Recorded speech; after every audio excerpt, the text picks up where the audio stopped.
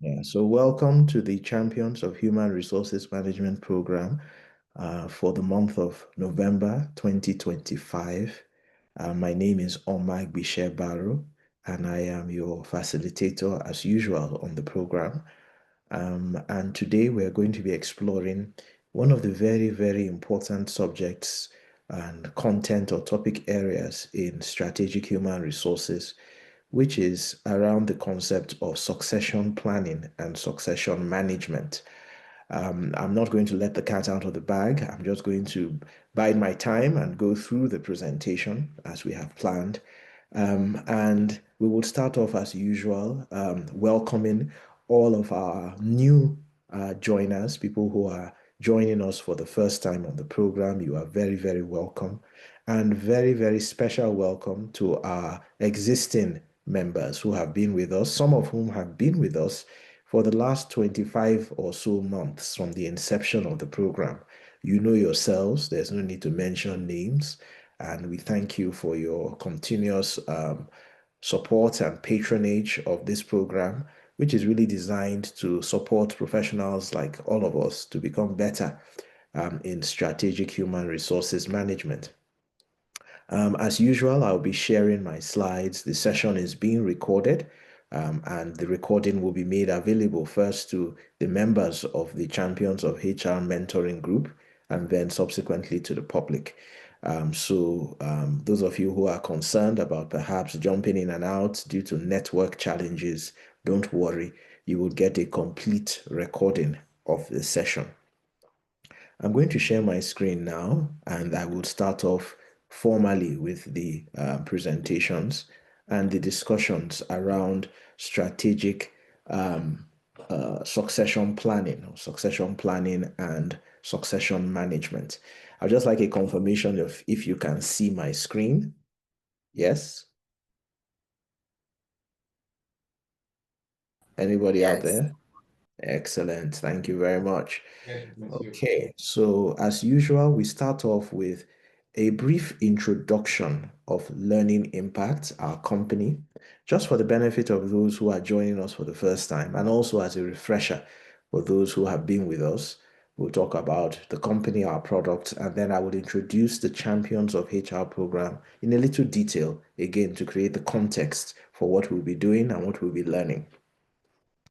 So on the screen, Learning Impact is an Abuja-based um, corporate training strategy and management consulting practice, as we like to call ourselves now. We're based here in the capital of Nigeria, and we were founded in 2010. Like I mentioned, our core focus is around a number of areas, five of them, generally speaking. First, our flagship around corporate training and coaching, where we support organizations across the private, public, and not for profit sectors with corporate training in seven distinct areas of business and professional skills. And we have done this over the years and continue to support organizations in this area. Very strong in our practice and our management consulting practice is the area of strategy and organizational development consulting and solutions, where we essentially work with organizations, especially around institutional strengthening, strategy development, and strategy implementation, as well organizational development, where we support organizations in strengthening their strategic human resources management frameworks, tools, policies, and products, as well as supporting the human resources management function and strengthening that function itself. We also provide solutions in various areas of the employee lifecycle and various areas of strategic HR. Then we also have a very exciting practice around what we call HR technology solutions, where we support organizations with building and implementing customized, bespoke, as well as off the shelf um, HR technology solutions.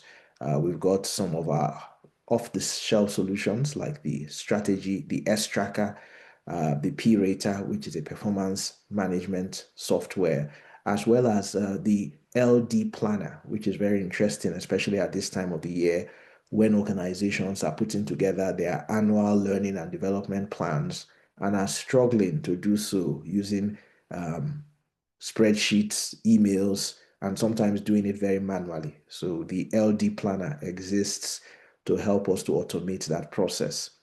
Learning Impact has also built a strong practice around e-learning and knowledge management.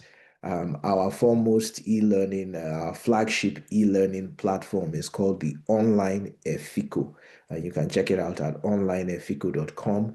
We also have our knowledge management solution, the e-paper vendor that hosts the daily newspapers, the complete digital version of the leading newspapers in Nigeria.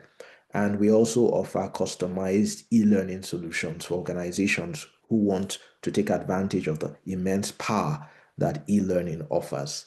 Finally, but not exhaustively, Learning Impact has also built a very strong practice around life skills education and resources for the youth and children. And this was really developed in response to the reality that we found that many adults in the workplace struggle with basic life skills, the skills for leadership and personal effectiveness, as well as emotional intelligence, the skills for financial literacy, for creativity and innovation, the skills for communication, speaking and writing effectively, as well as the skills for meaningful engagement as citizens in the country, what we call politeracy and civication. And we found that these skills unfortunately retard the ability of adults to function properly. And we realized that if we intervene in the lives of children earlier, we will be able to help them to be better prepared for the world of work and for adult life. So, that in a nutshell, ladies and gentlemen, is a summary of our company, Learning Impact. Very quickly, I will introduce to you the Champions of HR program. But before I do, just to mention that at Learning Impact, our commitment is to help everybody that we interact with, yourselves, all the organizations, as well as our community and our society to be better. So we believe that no matter how good we can be better, and no matter how bad we can also be better. So we are in that pursuit of continuous improvement and growth, encapsulated in that payoff line and tagline, be better. The Champions of HR program is a network of young to mid-career human resources management professionals that receive mentoring and support to grow their careers. The focus of this program, which was developed by myself, is really to mentor HR professionals to move from being operational to being more strategic. HR has a lot of potential and a lot of value to add if HR professionals can rise to the strategic table. It consists of a monthly webinar that takes place on the third Saturday of each month, and we have done so since October 2023. So last month, we celebrated our second anniversary. And it also includes an active WhatsApp group and now recently a Facebook as well as LinkedIn page, so that we can even increase the impact of the Champions of HR program beyond the limitations of WhatsApp and really attract professionals, leaders, and managers from everywhere in the world to the program as we try to expand the reach and the impact of the Champions of HR program. So essentially, the program is targeted at human resources management professionals. We've got young professionals here, we've got mid-career professionals here, and we also have very senior professionals. And we also, very importantly, have people who are not HR people, who support the HR business, who are interested perhaps in a career in HR at some point in their life, or who supervise HR and would like to know how to manage HR and HR deliverables better. Okay, so that in a nutshell is the Champions of HR program. Again, my name is Omag Bisher Barrow.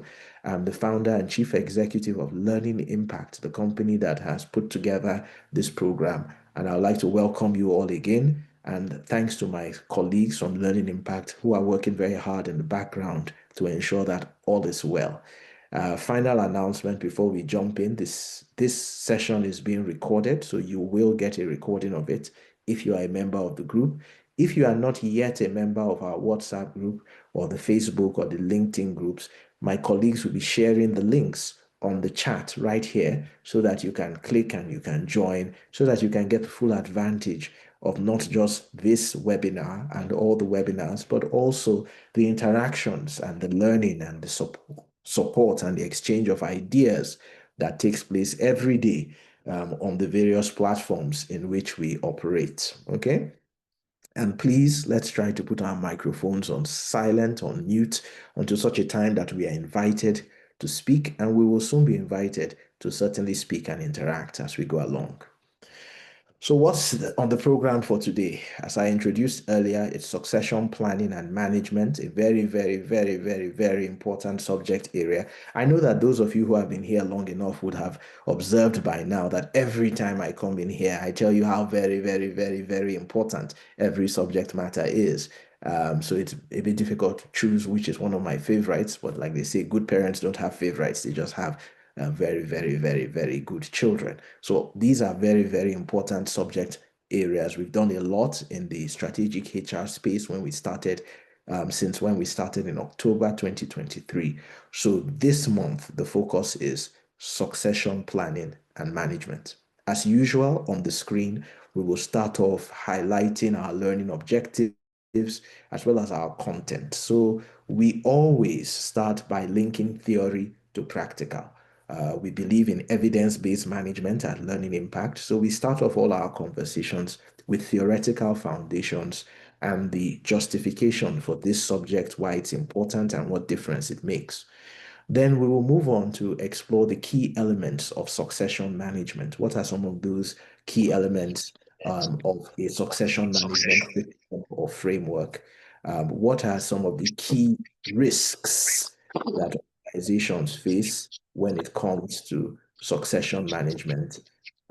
What are the steps in succession management? And then we'll do a little activity in between where we will develop what we call a succession grid. So what does that look like? One of the important tools of succession management. And I would like us to walk through it together rather than just displaying it on the screen.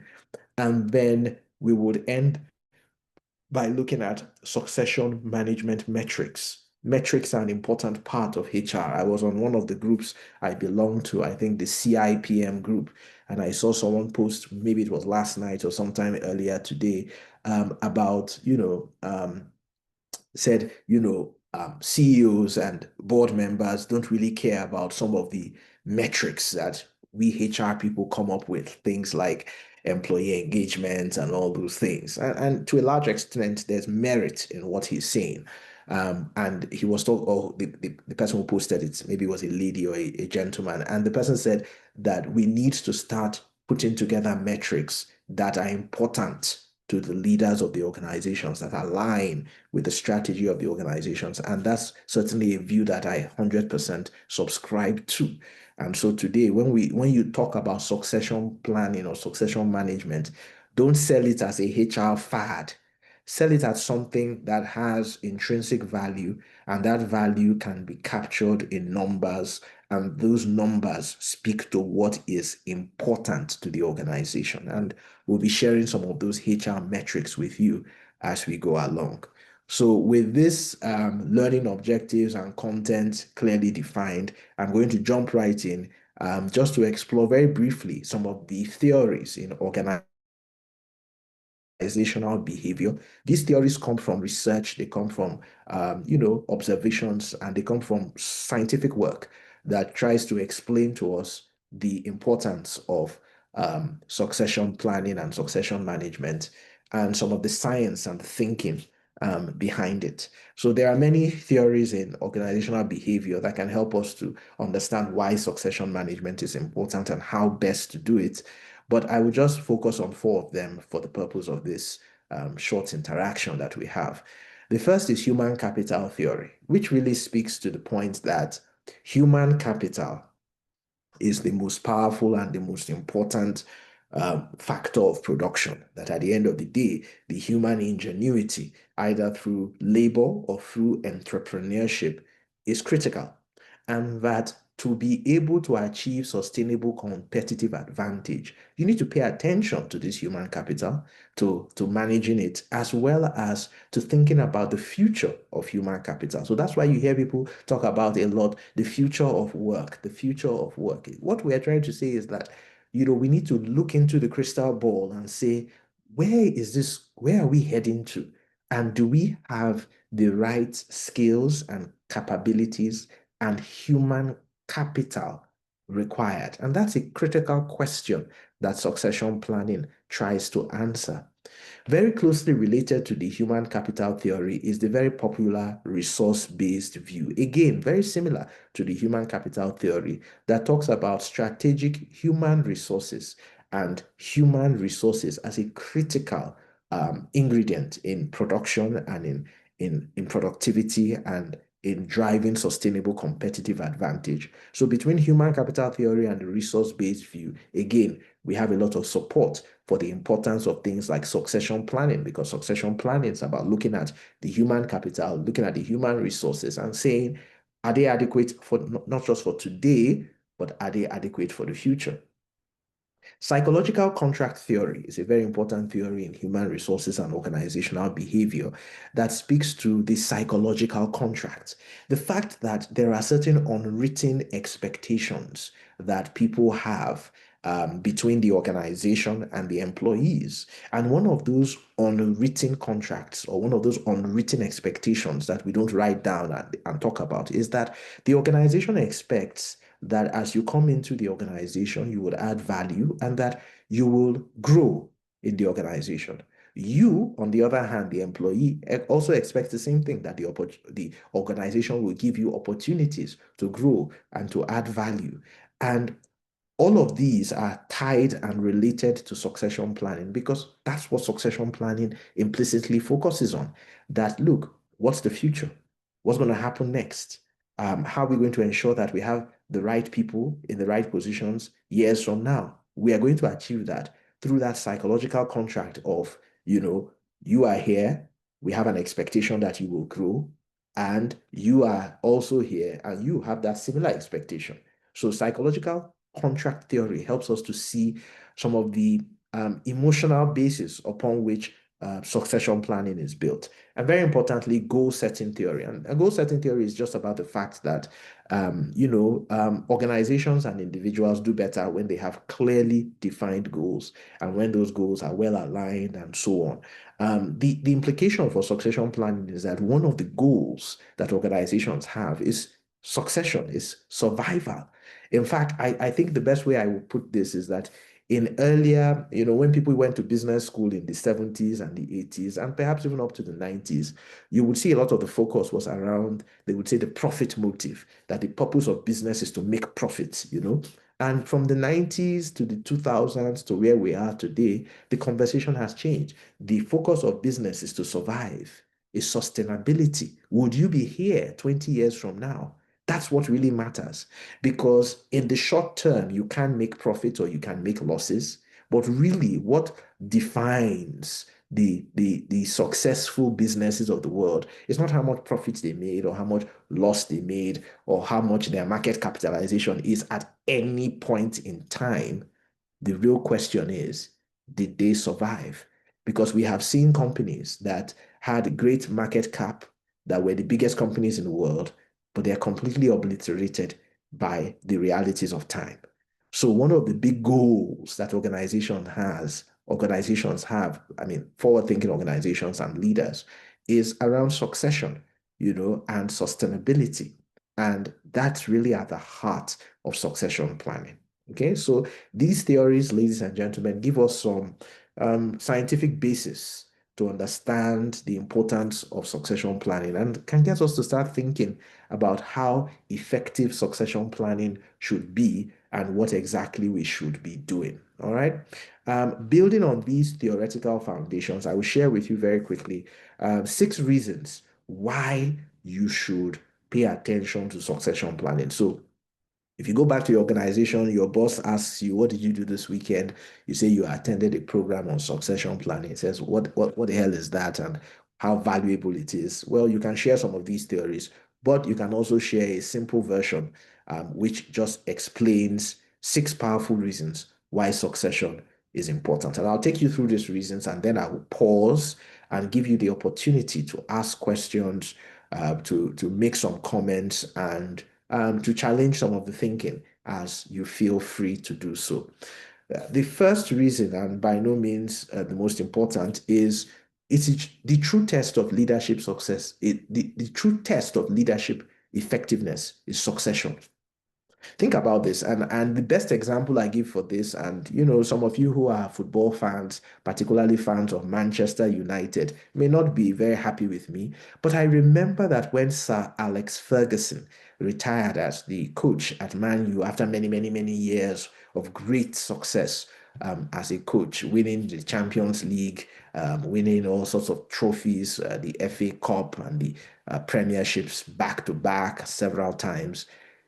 All the great business journals, particularly my favorite, Harvard Business Review, were spotlighting and writing articles about Sir Alex and Sir Alex. And I said to myself, aren't these guys, you know, um, pitching this a bit too early? The real test of the effectiveness of a leader is not what the person achieved when they were there. The real test is succession. And you would agree with me whether you're a fan of Man U or not. I'm not too close to the conversation any longer. But the club has struggled in terms of, living to the heyday of Sir Alex. Has struggled to find a coach that is anything close to Sir Alex. And that tells you something, unfortunately, about the quality of leadership of Sir Alex. That's the point of succession. So if there is no succession, it questions the quality of leadership effectiveness. And I've used a football example, but it's an example we see in politics, we see it in governance, we see it in faith organizations, as well as in commercial and social organizations. Succession management ensures the continuity of business. And business continuity is very important. I just alluded to this when I spoke about the imperative of sustainability, and related to that, it closely drives sustainable competitive advantage. Because, of course, the only way that you can achieve sustainable competitive advantage is when you have leaders at different levels. And when one leader leaves and there's a vacancy or there's an opportunity, or when there are new opportunities in the business or in the industry or in the market, you've got to be able to find the right people to take advantage of those things. So you can't achieve sustainable competitive advantage in your industry if you don't have a good system for succession. Succession management protects institutional knowledge and culture. Very important. Culture, um, as was famously said, it's strategy for breakfast. Meaning that if you don't have the right culture, then you're going to struggle. Someone recently posted that Peter Drucker never really said strategy, it's culture, it's strategy for breakfast. So guess what? If Peter Drucker didn't say it, you can attribute it to me. Yeah. So from now on, anybody who says Peter Drucker didn't say it's okay, tell them that Omar Michelle Barrow said it. That culture is strategy for breakfast. And protecting your culture and institutional knowledge is absolutely critical to your sustainable success as an organization. Very importantly, when organizations pay attention to succession management, here's what happens. They build leadership capability. Last month, we talked about right here about talent management. And I shared with you that example, again, another football example that always gives me goosebumps, from the Olympic gold winning team from Nigeria in Atlanta in 1996. And the Americans will say Atlanta, and in that team, I found that whenever I watch that match again, I do watch it like once in a year, just to, remind me and give me the goosebumps of when the Super Eagles were truly super. Although their performance a couple of days ago, I can't remember, was it yesterday or the day before, sort of, reminiscent of those glory days. But let's not speak too early. There's a match tomorrow. We'll see how that goes. But the point I'm making is that good succession planning, good HR, good strategic HR helps to build leadership capability and bench strength. The reference to the football is that if you've got a solid bench, you can't lose a match. In fact, good football analysts and coaches will tell you that a team is as successful as its bench. So this relates to your organization too. Where's your bench? And how strong is your bench? Because the stronger your bench is, the more likely you can achieve sustainable competitive advantage.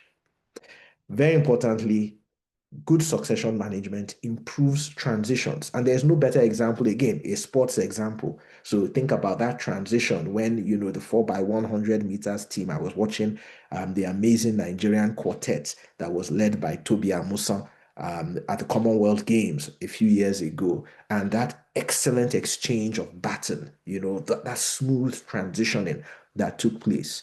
And it reminded me around concepts in strategic HR, whether it's in teamwork, whether it's in talent, or in this case, in succession management, that the transition between, because there would always people come and people go, like we say in Nigeria, soldier come, soldier go, barrack remain. So the barracks will always be there. The organization will always be there. People will come, the best people, some of them will work for you for 35 years, some may only work for 3 years. It doesn't really matter. The important thing is that there would always be a transition. When transitions happen, there's a lot of risk, and it is important to have a good system of succession management to manage and mitigate this transition risk so that you can run like the Commonwealth Gold winning team of Nigeria led by Toby Amusan a few years ago.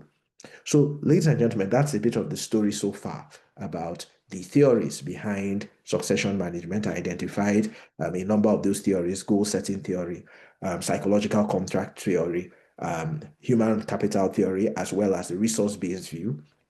And I've also shared with you, as you can see on the screen right now, 6 reasons, and they are not exhaustive. There are certainly more reasons why succession management should be done properly in your organization. So that when you have that conversation with your executives, your C-level leaders, your board members, and they say, look, what's all this succession management? You can give them these powerful reasons and tell them that this is why we need to start doing something different, or doing something at all if we aren't around succession management. So at this point, I'm going to pause and allow you to, reflect on everything that I have said so far. Do you have questions? Do you have comments? Do you have contributions to make? Do you have views that are contrary to some of the things that I hear that you would like to explore based on your own experience and your own research? That's why we're here. It's really about exchanging ideas. So the floor is open. You can indicate by raising your hand, or you can just go right ahead, put on your microphone, and let's hear from you. It's a small group of about 20 people or so. Talk to me.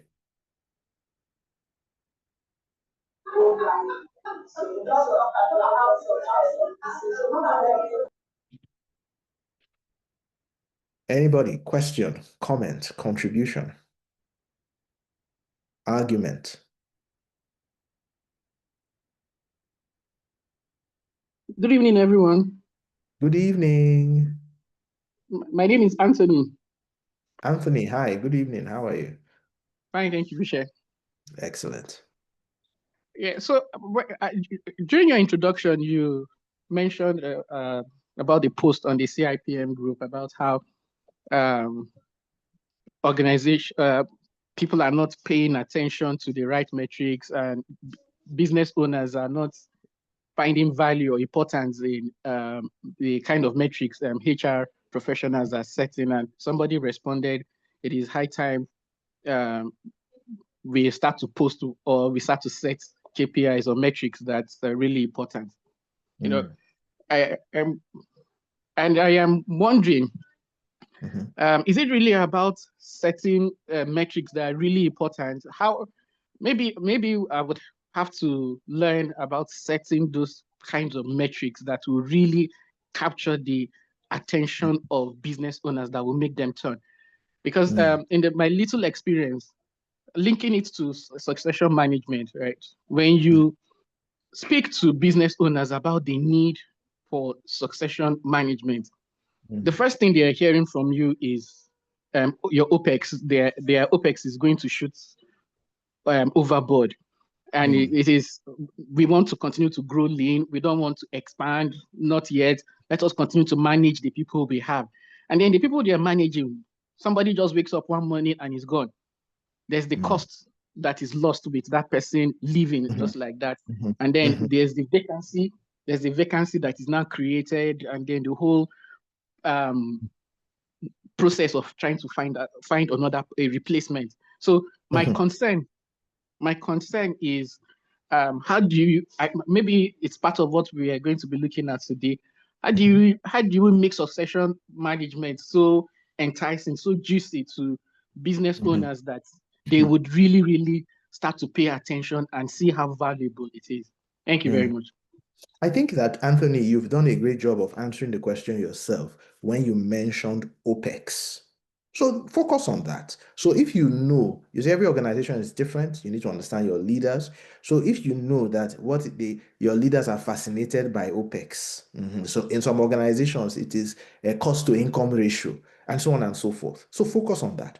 Demonstrate to them how the lack of succession planning, just like you described, has led to an increase in OPEX. Show them that because of defective or non-existent succession planning, you have had to go and hire people externally to fill short-term vacancies.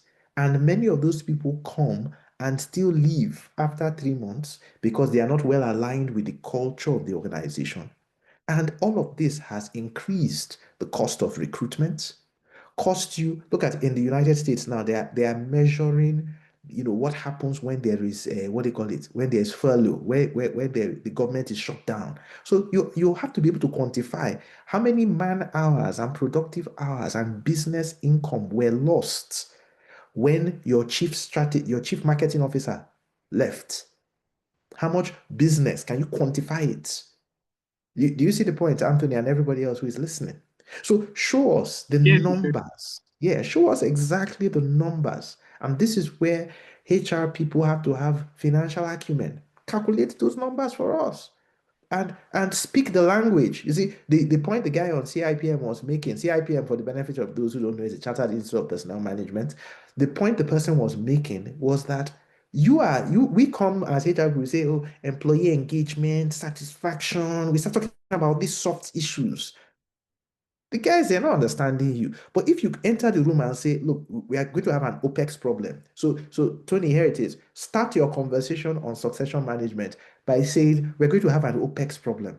And this is the value of that OPEX problem that we are going to have if we don't do succession management. Everybody will say, really? Tony, please go ahead. Tell us how you are going to improve our OPEX problem, because we do have an OPEX problem. When you lead by saying, oh, we need to keep employees happy, employees are not engaged. Yeah, it's nice, but that's not their biggest problem. Their biggest problem is OPEX, is cost to income. And they want to know is growth, is revenue. They want to know exactly how succession planning is going to improve that. Excellent question, Anthony, because you've linked the core of our program, which is around strategic HR, to the concept of succession management. Yeah. Anika has had her hand. Anika, I hope your hand isn't paining you. You've had that hand up for a while. Please go ahead. Hi, everyone. It's morning over here, so good morning. I want to agree fully with your discussion on succession planning and with respect to leadership, because when you were having that discussion, my mind went on to Microsoft and how they were instrumental in their leadership. So right now we have Satya, there's the CEO for Microsoft, and they had to ensure that the leader in that company is strategic enough to change the company to what is happening in the external environment with respect to artificial intelligence and keeping that company moving. Otherwise, if they don't have that, then it could come like any of the other companies that did not make it thus far. So to keep Microsoft up and running, they had to ensure that that succession planning was there in terms of their leadership. And whether or not you want to look at a leader from within your company, whether you identify that person and you want to engage in coaching. I know when I was last attended a session with you here, you spoke about coaching and mentoring. So whether you identify someone within your organization and you train and you develop them, you have coaching and you prime them for that position. You can do it internally or externally, where you identify someone from outside of your organization who has that potential in order to steer your company in that direction that you want. So I do believe in succession planning for the movement or the survival of a company and allowing it to transition into the different askings of the external environment. Because of course you have to be modern, you always have to be moving. If your business stays one place, it will not survive. So I totally agree, as well as being in HR and in management, you have to be able to sell that to your boards, the heads in some cases, and you can do so with the relevant metrics and stuff that you were referring to. Yes. Thank you very much. Excellent perspective, Anika, talking about Microsoft. And as you were speaking, I remembered companies like, again, I have so many football examples, so you can tell what I really love. Growing up, I remember Nigeria, something else I'm very passionate about. You can tell Nigerian football. Winning that Kodak World Cup, every time I remember that, the under-17 Kodak World Cup. And every time I remember that, I'm like, where's Kodak? What is Kodak?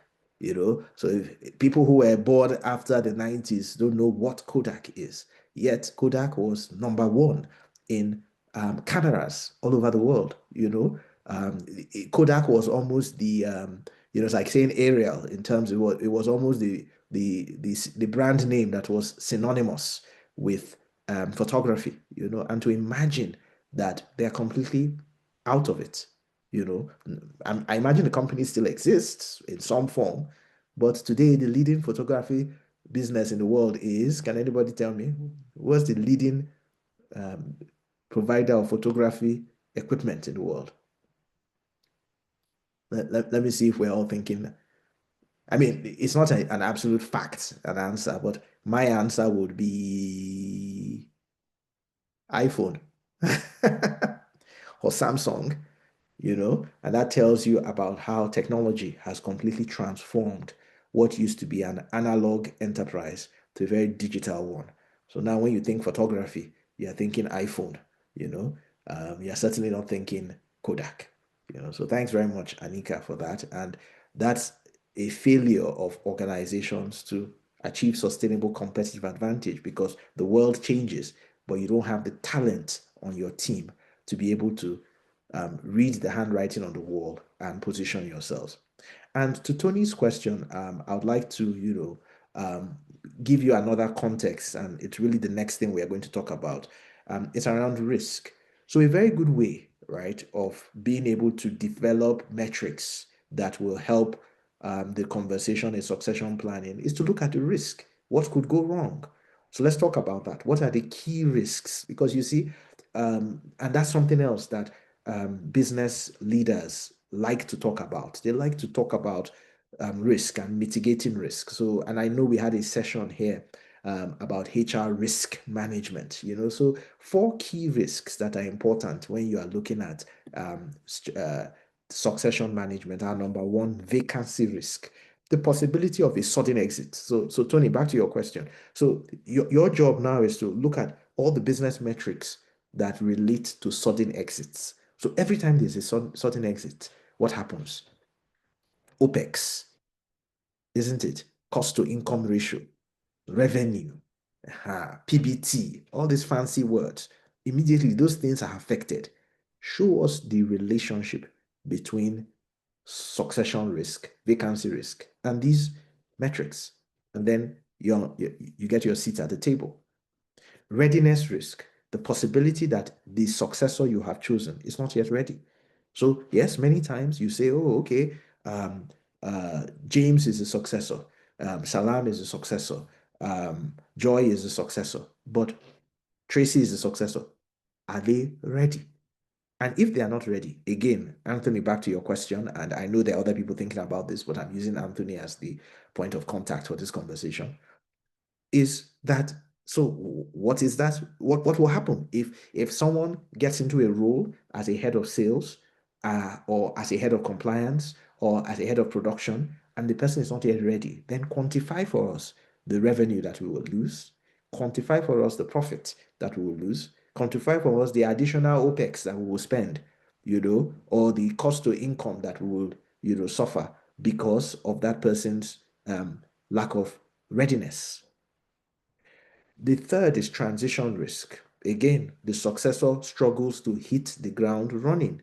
So the person is taking time. We brought the person from outside, or we moved the person from another department as an emergency successor because we did not do succession planning properly.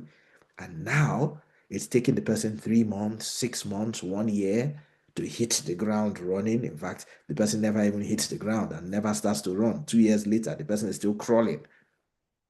You have lost something. So quantify that in language that the business understands.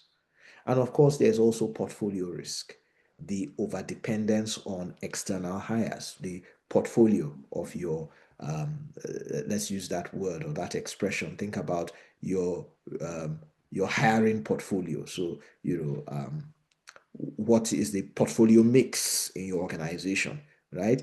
The best organizations have a higher mix or proportion of internal capability than external, because the more dependent you are on the external, the greater the impact on your culture in your organization and your institutional memory. And those things, again, can be quantified. How does that affect us? For example, if you depend too much on external hires, you will spend more money on trying to attract people. That affects your OPEX, that affects your cost to income ratio, and so on and so forth. So it's really about sometimes seeing the connections, making those connections, but most importantly, leading the conversation using the language of business, rather than leading the conversation using, and I want to say this carefully, using the language of HR. And I don't mean that's not a good thing. But I think that HR people must understand, all of us, that HR is an enabler of organizational and business success. So the best language to speak is not HR speak or HREs. Yeah, the language of HR is business speak. And if we lead with business speak, we will always get the attention of the owners of the business. Yeah. So what are some of the steps in succession management? And we're making quick progress, as we are certainly beyond halfway through our program for today. The first thing is to specify what we call the key roles. And I want to make the clear explanation here that in what do you call it? In succession planning and succession management, it is not every role we are interested in. We are only interested in the key roles. So we have to specify and define the key roles. The second step in succession management is to identify the potential successors. The third closely related step is to develop and implement, like Anika said correctly, a developmental plan, a succession plan. And I want to make this quick distinction. A lot of times we use the word succession planning. It's just like when we say performance appraisal, right? Succession planning is part of the overall succession management framework. So we want to look at succession management as a more robust and all-encompassing thing that includes succession planning, right? So the succession plan, yes, is very important. You want to develop that plan and implement it. And very importantly, you want to be able to measure and track succession outcomes, right? So if you're thinking about building a policy on succession management in your organization, these are sort of the 4 areas you want to pay attention to. What does the policy say about key roles? What does the policy say about identifying potential successors? What does the policy say about the different types of interventions, like what Anika mentioned, mentoring and coaching and others that we would highlight very quickly? And how do you measure and track the success of your succession program, which I have been speaking about since the very valuable question from Anthony came up. So how do you specify key roles? Well, this is what our research and experience has taught us, that there are a number of things you look out for. You can't say that every role is key. That would be an anomaly. So on the screen, I've tried to share some of the best practice and some of what the evidence suggests is most important. So first, the first two are sort of closely related. In my mind, I still try to wonder what's the difference, but it's okay. They're slightly different, but very, very closely related, which is scarce resources and specialist skills. So the first question is, you want to do succession for jobs where the resources for those jobs are scarce. So if you think about something like AI programmer or something, right, that would be a scarce resource. It's not very available. In some organizations, depending on your industry, data analyst could be something that is scarce. Closely related to that are perhaps some of the specialist resources. I remember when I used to work as an investment banker, you would have people who were currency traders, and that was thought of as a very specialist skill. So you could have people. So when we did our succession planning grid, we'll pay attention to those scarce and specialist skills and resources and say, the person might not be very senior, but if that person is not there, and if we don't have a trained backup for that person, then we're in trouble. And sometimes those people are so expensive that you cannot have more than one or two of them at a time. You can't afford it. So you must be able to have a good succession plan or a succession management system around such roles. So I hope you're getting the point now about the key role. Not every role in your organization is a key role. The first thing you must do is to define and specify what are those key roles. Then another measure of the keyness of a role, if I may use that expression, is the business impact. This role, if this role is not there, what's the impact on the business? And you see, these are conversations that are also very strategic, because you as the HR person, when you are coming up with your key roles, the way you pitch those roles gives an indication to your higher ups, your C-level guys, your exco, your executives, and your board members. It gives them an indication of whether you are thinking properly, So again, quantifying the role and the business impact. This person is our head of sales. This person is our digital marketing specialist. Depending on the business, this person is the head of R&D. This person is the head of market research. This person is the head of risk management. Different industries, different organizations, different business impact. You want to be able to identify roles that have the biggest impact on the business and position them as roles for which we should be paying attention to succession. Then, of course, we have regulatory requirements. Some of us are in regulated industries, whether it's in financial services, whether banking, pensions, insurance, telecoms, oil and gas, and different areas. And sometimes the regulators specify the specific rules that, according to their regulatory oversight, are critical. And they say, look, sometimes regulators go as far as saying that certain rules require their approval. That gives you an indication that before you appoint somebody to become the head of this or the chief this or the director of that, you need our approval. Yeah. Sometimes they even tell you that, I know in the pension industry where I worked several years ago, they would even indicate that you cannot sack the compliance officer without their approval. Because the compliance officer, according to the pension regulations in Nigeria, is like the independent eye of the pension regulator in the pension operator. So you can't just fire or even move. You can't even switch a compliance officer from one role to another You say you are no longer the compliance officer, we are now making you the head of business. No, no, no. You need PENCOM's approval for that. That tells you that that role is critical, right? So again, regulatory requirements are indicative of the keenness of a role. Historical risk is always important. In risk management, everything is about the history. Has a plane crashed before? It tells you how risky and how likely that a plane will crash again. So, what is your history with succession? You know, has it been hard to find people in these areas? Has a huge gap occurred every time somebody in this particular area left? So that history would also be indicative of the kind of roles that you should be paying attention to as part of your succession management. Yeah. And of course, sometimes just organizational structure. Depending on the organization, you know, again, it's like football. You know, what's your formation? Is it a 3-4-3? Is it a 4-4-2? You know, so that will give you an indication, because if you have only two strikers, you know, if your organization is built with two executive directors, then that tells you that, or if you have only one executive director that supports the MD, then that tells you immediately, based on that structure, that, whoa, that is a very critical role, because that is the, you know, that's the person that is the support or the backup to the MD.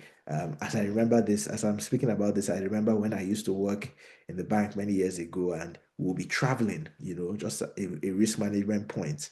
And my boss, who was a regional manager, and I were not allowed to board the same flight at the same time, just as a risk management thing. So if Obinia is traveling to Abuja, he will go with Aero Contractors. I will go with Chachangi or whatever airline there was at that time. We couldn't be in the same plane at the same time, you know, because I was his backup, you know, and the same kind of thinking and logic would have applied to the MD of the bank at that time, Mr. Peter Side, as well as to his executive director, who was his deputy, Shola David Bora.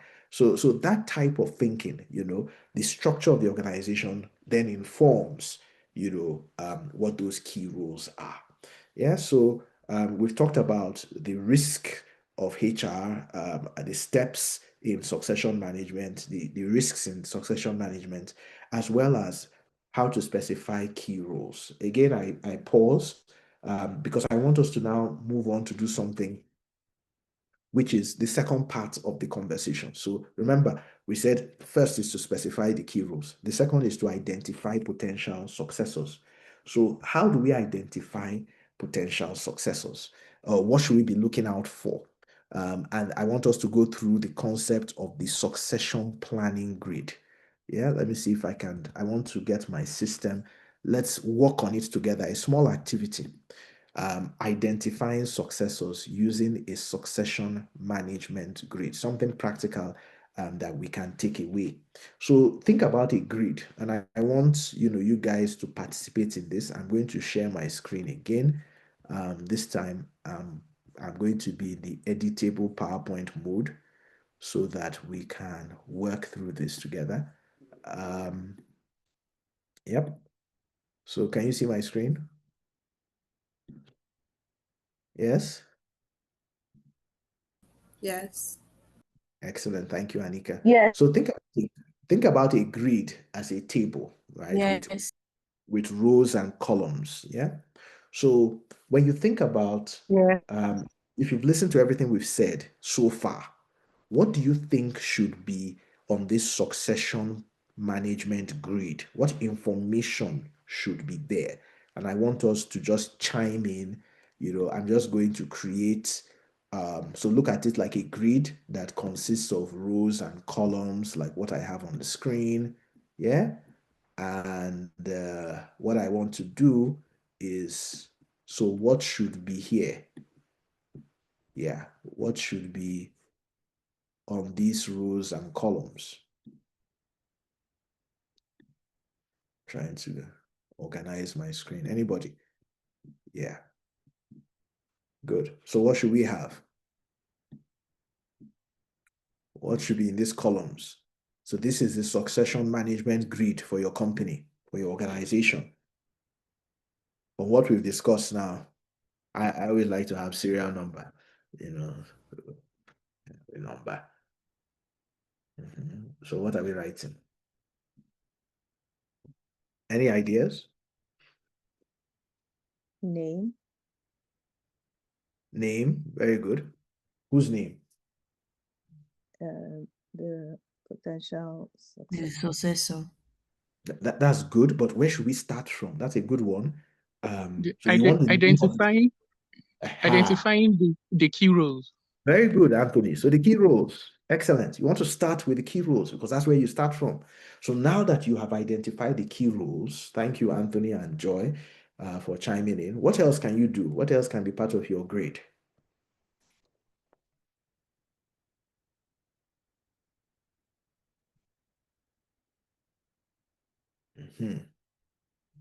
Let me give you a clue. So you have the role, but the role doesn't tell you anything. What about the role do you need to know before you say who will be a successor, before we get there? What about that role? In HR, we've done this before. What is let me give you a clue. What defines a role? It's a word we use in HR. We want to define a role. We define it in terms of it's a C word. Competencies. Competencies. Very good. That's it. Competencies. What are the competencies or the capabilities that are required for that role? Because that's the only way you can scientifically determine whether Anthony is a good fit, whether Tracy is a good fit, whether Joy, you can't, or whether it's Okemute that is a good fit. You can't just say whether the job is, somebody will be a successor without defining what it is that is expected of the person. So what are some of the key competencies? Excellent. Whoever said that, receive your virtual chocolate.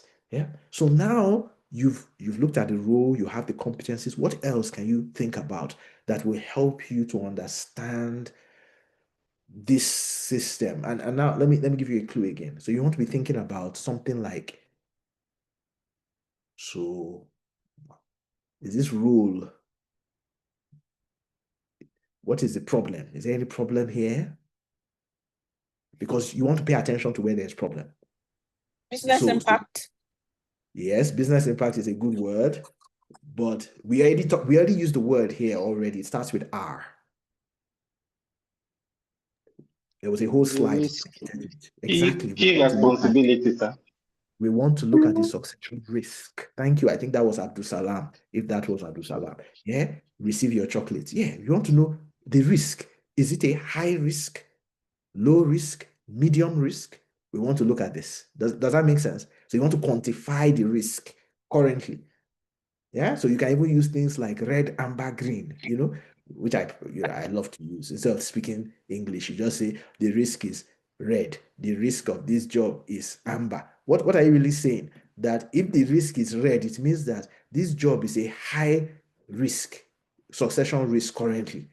We have evaluated the occupant of this role, and the way we've gauged her, she's on the way to Jakpa. You understand? And again, apologies to those who don't understand, because we have a few people who are not from Nigeria here. Jakpa is the syndrome where Nigerian talent is moving abroad for better pastures. So, so if you sense that somebody's about to leave the country, then you know that the succession risk is high. Yeah, good. So, so was it Joy who was talking about name? So maybe now we can have the name of the incumbent. Who is the person that is currently in this role? What do you think, Joy? That makes sense? Yeah. So the person who is currently on the role. Yeah. So now we can see the full story. So we have a role. It's head of HR. Yeah. Competencies, we can list them: strategic HR, business acumen, and so on. Yeah. Succession risk is high because our HR manager is about Jakpa. Name of the incumbent, Joy, Frederick. So what else do we want to find out on our grid? What else would be useful? I have a question. Yes, go ahead, Tracy. So how about identifying high potentials who are not in these roles yet, but you know these people are coming up in the organization. How do they fit into this succession plan? So what, Tracy, you're talking about, you're actually answering the next question correctly, the next grid. So you're talking about now, how does this integrate with your talent management program? Yes. So all those key talents now that are in your talent pool. Last month, I don't know if Tracy was with us, but we did talent management. Tracy, were you here or you weren't? So we did talent management. We identified talent pools and how to. So you go into that, your talent pool, then you now say, okay, next column, exactly. What we call primary successor. So you say, who are the primary successors for this person? Then you can look into your talent pool to find primary successors. The other group you can also find, and this speaks to what Tracy is asking, is what we call secondary successors. So you can say, okay, who is the secondary? Because a primary successor would typically be someone who is in close proximity to that job. So if there's a head of HR role, you might have somebody who has been the head of learning and development, very close proximity, someone who has been the head of HR business partners, very close proximity. But you may also have somebody who is far away, but is, like Tracy is saying, is very talented and has some of these skills, either because the person had worked in HR before, you know what I mean, or because the person, has developed themselves in these areas for whatever reason. This person could be a potential secondary successor. So Tracy, what do you think? Yeah, I agree. That sounds about right. Mm-hmm. Yeah. Now, so we've identified the primary successor, the secondary successor. I mean, in between, there still is some stuff we could do, if you really want to have more detail in here. Let me see if I can highlight those details, because what you want to do, you don't just want to name the successor. What do you want to do? What else do you want to do? What do you want to do about the successor to bring it to life? Can someone think about it? And it's related to one of the columns here. And one of the risks. So think about some of the risks. If you go back, it starts with R. It's an R word. What are some of the risks? One of the risks we talked about was R for readiness. Readiness. Exactly. Readiness. So readiness. We want to comment on the readiness of S1 or of PS, primary successor, isn't it? So how ready is the person? And that readiness, we want to comment on it in terms of what? Time. You see it? So you say, okay, so how ready is Tracy? So readiness of SS, of the secondary successor.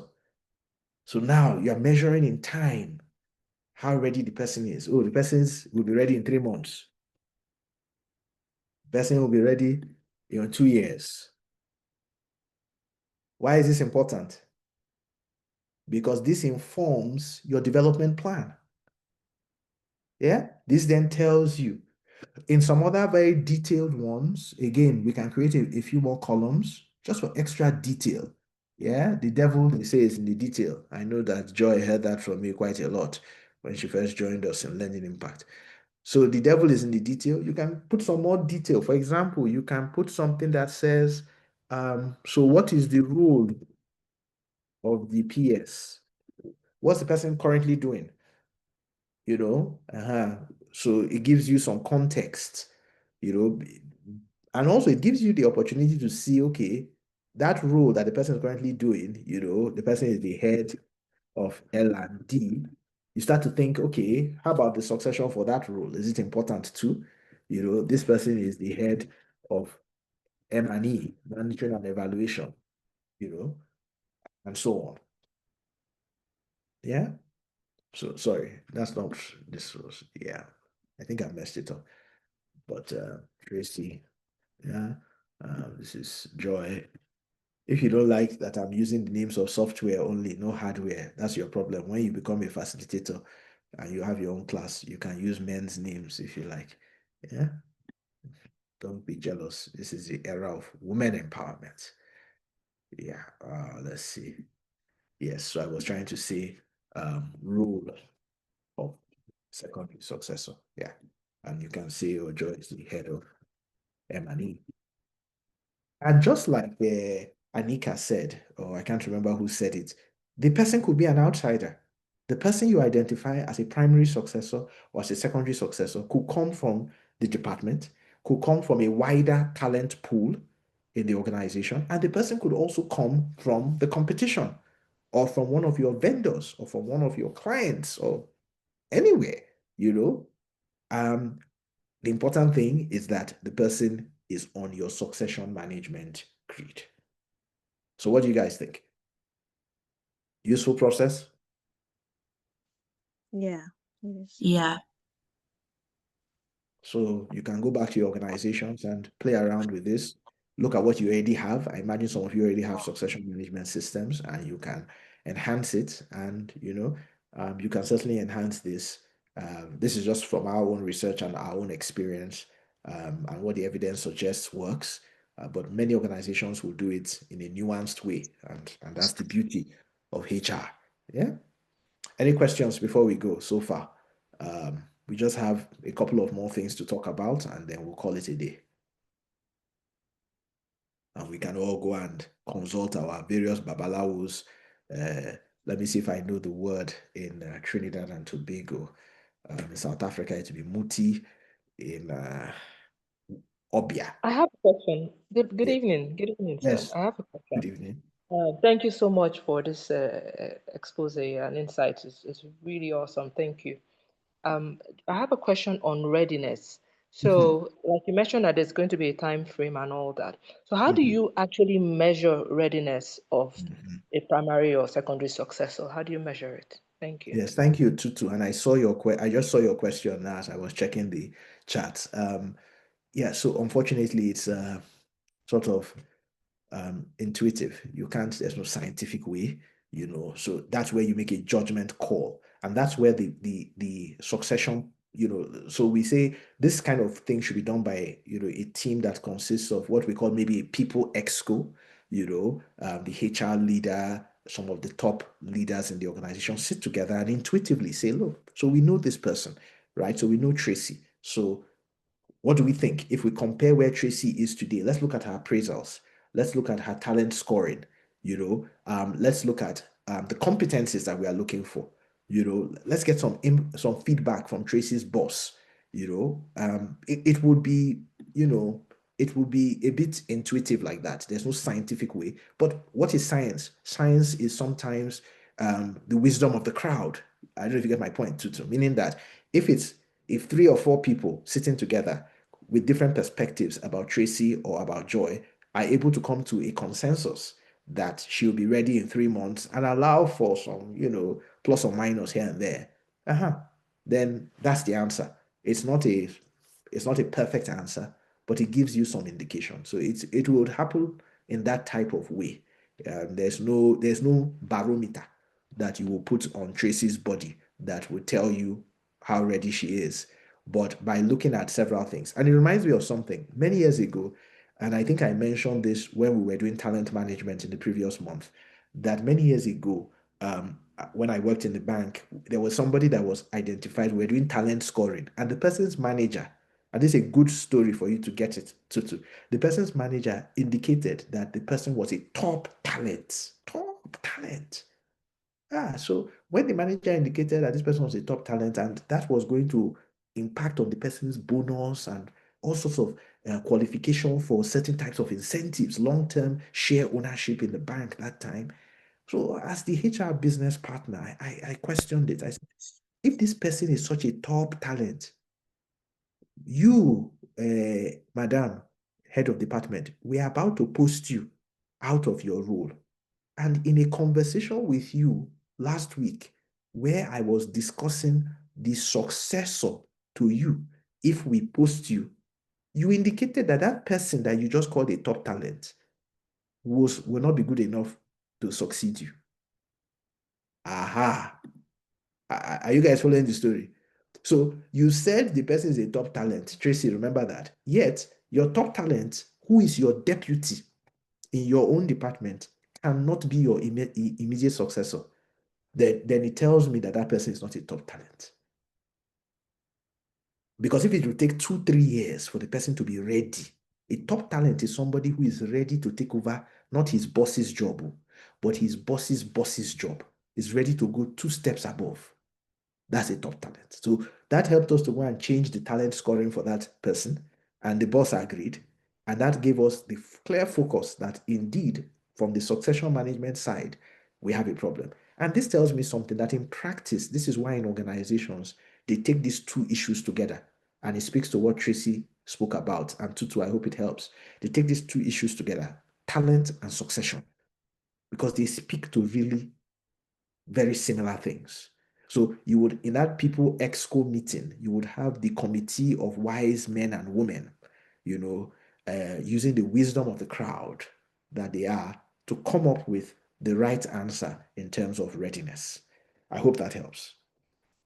I know it was quite a long answer. Yes, thank you very much. It did. I still have some more questions, but I've because of time, I'll leave it for another time. And Tutu, feel free to join the group. I don't know if you're a member of the Champions of HR WhatsApp group, and you can get my number there. We can continue the conversations on the group or away from the group, as much as you would like. Yeah. All right. Thank you so much. Very appreciated. Thank you. So let's move on. What are the options now? So you found Tracy, you found Joy, you found Tutu, you've identified Abdul Salam and James and Lupe as your potential successors. So what next? Like Anika said, we need to now come up with options to develop them. You can put together a leadership development program that addresses the specific competency gaps that they have. You can, get them to do some job shadowing where they start to shadow the person. They become a handbag, of the person that they want to become. So everywhere the head of HR goes, you make sure that Joy is there. Although she's not in that department, you invite her, she sits down in HR meetings and so on. It's job shadowing. It doesn't mean she's going to become the head of HR, but you are preparing her for that possibility. Yeah. Coaching and mentoring. Assign the person a coach, a career development coach, a leadership coach, and let the person help. Speak to Learning Impact. We have excellent coaches on our faculty here in our team, and they can help you with coaching. You can get a mentor for the person, whether the mentor is internal or external, somebody who has played that role before, who understands what it takes, and the person can mentor this potential successor. Privileged exposure, very important. You can send the person to a privileged business school, send the person for some conferences abroad, let the person go on a tour of, different countries and to see their various industries and their various stock markets, depending on what your industry is and what your realities are. Exposure, travel, lets them, as we say in Nigeria, open their eye, because it's good. Exposure helps to build confidence and so on. And so sometimes organizations invest in privileged exposure, sending people to fancy business schools. It's not because they're going to teach them something that is you cannot learn in a textbook. It's really more about the networking and so on, and the confidence that comes with having these privileged exposures. You can involve them in special projects, special projects in the organization, put them into a task force, let them lead a task force in a particular area. So if you are thinking about positioning someone as a head of risk management in the future, but the person's background is in finance and has never done risk management before, the background is in business development, if there's a project that is related to risk management, you can bring the person in and start to introduce the person as a member of the team, make the person the secretary of the committee, let the person be taking notes. The person might not have the gravitas to be the chairman of the committee, but certainly can be a good note taker. And through that taking of notes and project management, the person will now learn the rudiments of that particular job and the expectations therein. And of course, there's always job enrichment. You can just take the person as they are and enrich their job with new tasks, with new challenges and new opportunities that speak to the future role that you are positioning them for. All of these are by no means exhaustive. There are many other things we can do and so on and so forth in terms of developing potential successors. And please, if you have any examples that you would like to share with us right now of things that you think can be valuable. Maybe they are evidence-based, maybe they are just based on your experience, maybe it's based on your practice in your organization. Please feel free to share right now on the chat so that we can all benefit from that insight regarding succession development. It's an area that requires a lot of creativity.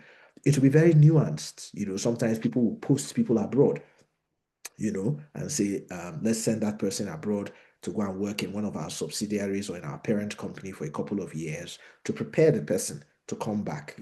I remember when I first transitioned into HR as the head of HR at IBTC Pensions, my boss said to me, and I'm sure I've told the story before, that I know you are worried because most people think of HR like Siberia. We're sending you to go and die, to go and suffer at the end of your career, to end your career. That's what some people used to say those days. And he said he wanted me to know that. So he showed me examples. Festus Odimegu, who was the chief executive of Nigerian Breweries. Another gentleman, I think Chief Akinyelure, who was at that time the chief executive of Mobil in Nigeria. And he said to me that, these two very distinguished captains of industry at some point in their careers went to become director of HR or head of HR. So head of HR is not always a root that signifies that we are tired of you. In your case, like Festus Odimegu and Chief Akinyelure, we are putting you here so that you know that it is a stepping stone to become, something bigger. So sometimes that is the path. They're looking at you getting somewhere, but they need you to go through this particular role so that you can get to that ultimate place and you have the breadth that is required. Yeah. So it may not even be straightforward. You may be thinking of someone as a CEO in 5 years' time, and they're moving the person to HR, they're moving the person to risk management, because they know that when the person becomes CEO, those things will be important. But the person can't see it now, and this is the invisible hand theory that is at work. Finally, let's round up today talking about measuring succession outcomes. So speaking about some of those KPIs, some of those metrics that are useful. Yeah. So simple things you want to look at. You want to look at the coverage of succession. How many successors do you have? How well is the pool of successors growing? Because those are things that indicate whether the succession system is indeed working. You want to look at things that have a business impact, like, for example, the cross-function mobility rates. You want to look at how many times do people cross from one function to another, and how well do they succeed. You want to look at things like the internal replacement rates. Yeah. And you don't want to look at these things in isolation. So internal replacement rate is what is the rate at which we replace people internally rather than externally. And going back to Anthony's question earlier, what does this speak to? It has impact on costs. It has impact on profitability and revenue and things like that. The next one, the new transition failure rates. So when people transition from one role to another, how well do they do? Do we have to fire them after 3 months? Do we have to redeploy them back to where they came from?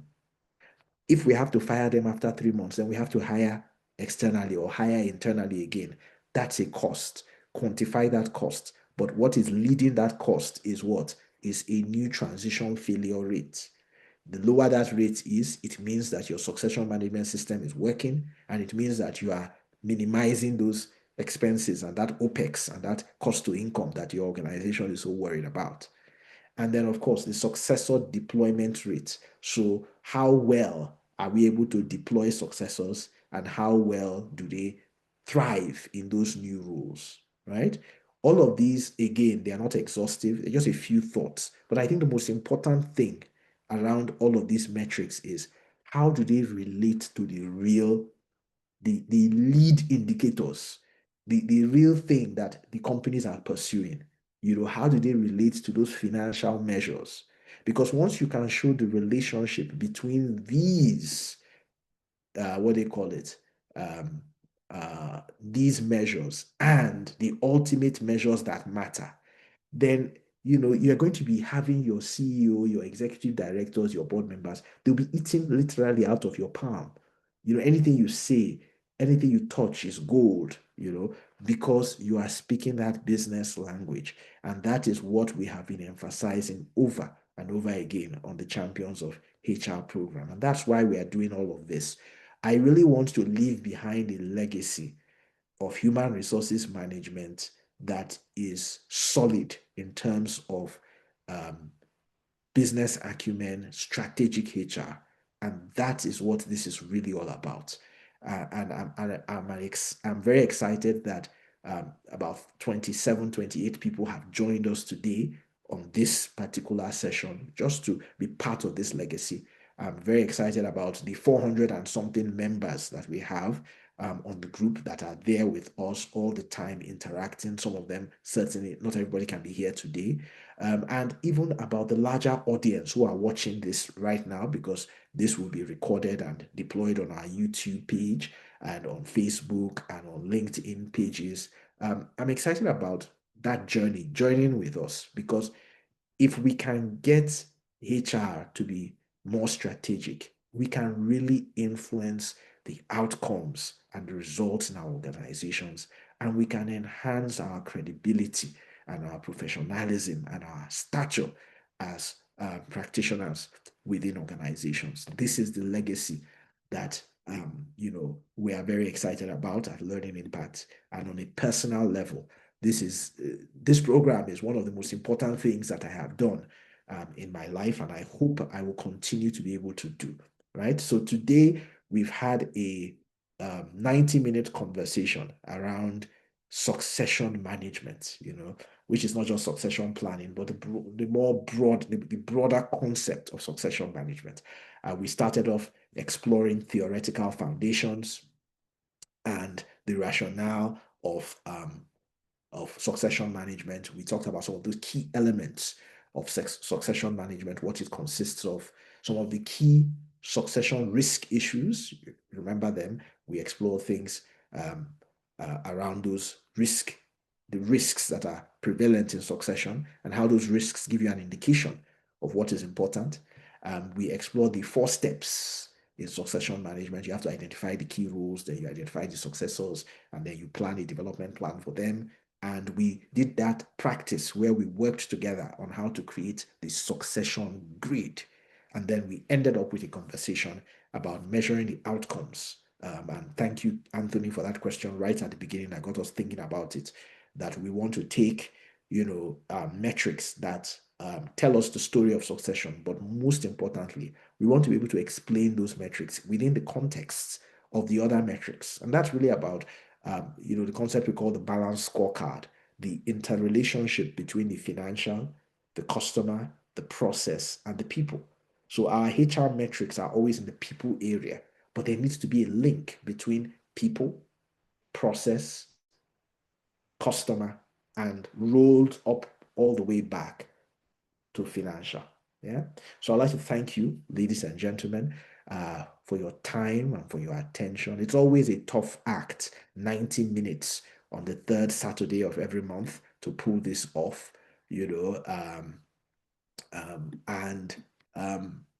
it's always a great pleasure to spend time teaching and exploring the science, the evidence, and the practice of various areas of strategic HR. On behalf of my colleagues at Learning Impact, I'd like to thank you all for your time and for your attention and for your participation. Please join us on WhatsApp, on Facebook, and on LinkedIn, and on all 3 if you can, because the conversations will be there. Thank you, Okemute, and everybody else for your feedback and your warm felicitations to us. And we look forward to seeing you same time next month as we continue in this journey of trying to help us in HR to be more strategic and to be better at strategic HR. All right. So take care, everyone. Enjoy the rest of your evening. And I was saying that those of you who want to be consulting your oracle, your muti, your juju, your god, your obia, on behalf of the Super Eagles of Nigeria, as we take another journey towards getting closer to qualifying for the World Cup in USA, Mexico, and Canada. Please endeavor to do so, and so that if prayers will be answered, we might just win that match against the Democratic Republic of Congo. if I am getting the football correct. Yeah. Thank you very much, Halima. Thank you, Tanimola, Salamis. Thank you, Lucian, AB, and everybody else.